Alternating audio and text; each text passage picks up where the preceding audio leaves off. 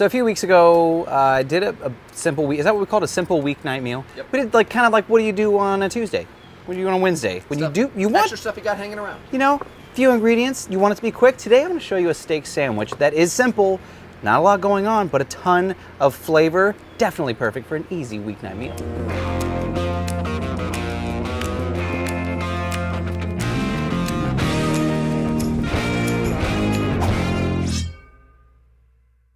I'm going to start with tip number one. You've heard me say this one before if you've been watching the show. Instead of a thin steak, get a thick steak. So you don't want to do like one steak per sandwich, like one steak per person. Get a big thick steak, serve it family style. So this is a very thick ribeye. I love the fat. Now I'm going two-stage seasoning here. I'm going to do steakhouse first and be generous because this is a thick cut. Nice, and I mean, it might look like too much. Does it look like too much to you, CJ? It doesn't look like too much to me, bro. Because you're a good cook and everyone knows it. Thank you. You're welcome. I'm also going to go with some of the blackened. So this is, it's a really great steak seasoning, but it's the activated charcoal that gives it the color. We're going to get that fantastic char, that Maillard reaction. Now my griddle is set to stun. It's smoking hot. That is what we want because we don't want this to be well done. We want this to be nice and beautiful. Medium rare if you really must. We're gonna cook that down pretty much in its own fat. Add a touch of oil if you want, but if your Blackstone is nice and seasoned, you're not gonna have any issues with this sticking. Now it's time to get the rest of it. Let's get to our sauce first. Just like the steak, not a lot of moving parts. I have four ingredients here. I've seen some controversy in the comments, as I'm sure you have, CJ. Mayonnaise and steak. It works. It does work. It can if it's like the medium, like your base. Yeah. Yes. Okay, thank you. Caveat. The base of my sauce is going to be mayonnaise, but I'm going to go to Flavor Town with this. Actually, I'm just going to do this move. I don't want to get mayonnaise in my horseradish. I do not have an appreciation for the horseradish? Horseradish. Prepared horseradish, mayo, Worcestershire, and lemon juice. Love it. It's a great combo. It'll sing a song. A similar combo. Yeah. And it's money. I may or may not have taken this from your show after you took it from mine first. You know what you should do at the very end? You brighten it up with that lemon juice. What, buddy? Is that a little bit of Blackstone Steakhouse? Okay. Is that what you want to do? That's what you should do. Okay. I approve. I mean, it's not like I was gonna say that. Technically, I did say 4 ingredients. So you're telling me there's a... No. Precisely. Wrong show. Last thing I want to do is add a touch of seasoning. Good idea, dude. Hey, thanks. Hey, thanks, guy. Now, this is a really versatile sauce. No matter what kind of beef dish you're doing, this sauce is all kinds of money, all kinds of deliciousness. Now, the lemon juice is going to both give us a bit of acidity, which your palate wants, and beef fat really starts to break against acidity, which is great. It also is going to thin it out a bit, so you see we're in a bit more of a sauce lane. Not so much a spread. Right. Now, like the mayo would have been a spread. Adding the lemon juice here and the prepared horseradish, say that 5 times real fast, has a bit of consistency to it as well. Oh. Yep. But we're in the middle of filming. Just reach your finger in there. Just because we're friends. What else will we do? I have an onion. Is it time to flip yet? No, it doesn't sound like it. Huh. Doesn't sound like it yet. Beef fat starts to make this sound. It says, flip me. I'm on the box. Oh, dang it, wrong show.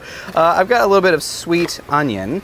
I'm going to do a little julienne here. Just a little slice, a little cut. Caramelized onions and beef, bro. There, see? You knew where I was going. Exactly. There is something magical about the aroma and flavor of sweet onions cooking in savory beef fat.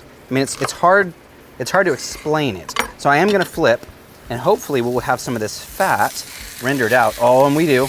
Show me. New area. Oh, yeah. That's what we're talking about. This is why you want that heat setting all the way up, really, really hot, because we get this browning, this Maillard reaction, and that's going to be the star of the show. However, look at this. All of this fat. See all this? The co-star. Beef flat, or beef fat. Let's throw our onions right down in that. Now, something else that happens with beef, the protein will leave behind, it'll stick a little bit, and that's called fond. And it's the caramelized proteins, which are loaded with flavor, are still down. Now, I don't typically do this, because I heard CJ complaining about it the other day. Just a touch of water on my onions, not because I want to steam them. A little bit. You saw how little that was? Very little. Very little. Only because I want to bring up, watch, All this stuff from the steak. Those are little bits of seasoning. All the crunchy goodness that was sitting there. That's my seasoning. So I don't even need to season my onions. No oil. Nope. The seasoning and the fat from the steak. Beef fat and that leftover seasoning from the steak. All right. So now you know what we gotta do, CJ? Chill. Nothing. I mean, I guess we could use a bread knife, cut up a couple of hoagies, make 2 sandwiches. A soft bread is good here. But other than that, we just gotta wait. We just gotta wait. Once that steak is exactly where we want it, we're gonna pull it off and let it rest. You do want to let this rest, but I'm gonna show you a trick for what to do with all those juices if you get impatient. But I do want to toast these buns, these rolls. Let's go ahead and slide our onions off to the slightly cooler side, and let's add our bread to start toasting. Now, once we've rested, here we are. This is what we're left with. Now, just for fun, let's cut right down the middle. You don't want to serve a giant steak on the sandwich. It's but, tough to... Oh, beauty. See what we're working with here? Seeing it. That's what I'm talking about. This is the magic of cooking a much larger steak versus a tinier steak. But what we're gonna do now is we're gonna cut it up into smaller pieces. Again, don't do it first. CJ, we did a steak tips, bites. what do we call it? Steak bites. Yep. Steak bites video. This is a great technique for that. If you wanted, you could stop right here and have steak bites. But you wouldn't wanna cut up the steak really tiny to begin with, because then you're just gonna have everything overcooked, and that's not bueno. It seems convenient, but you lose in the long run. 100%. This little bit is gorgeous, as is. So cut all of that up. We're gonna pull the bread off, and let's make 2 little piles here. We're gonna add our cheese to start melting over that beautiful, beautiful beef. Now it's time to build. Let's put some of our sauce, some arugula, some onions, some steak, my friends. Like, this is the part of the magic trick where people at home don't realize how simple everything was, because they look at this finished thing like, oh my goodness, this is not a Tuesday evening. This is a restaurant. What am I, someone's restaurant in their backyard? Yep. I don't think I mentioned it. Not beard friendly. Oh yeah. Like, this is insane. Well, I mean, okay. I didn't say it was a clean Tuesday night. Yeah. I didn't say you might need a bath after. Oh. Good. But I mean, Night. all the Yep. yeses. I'm gonna get down on this. Some Here we go. yeses.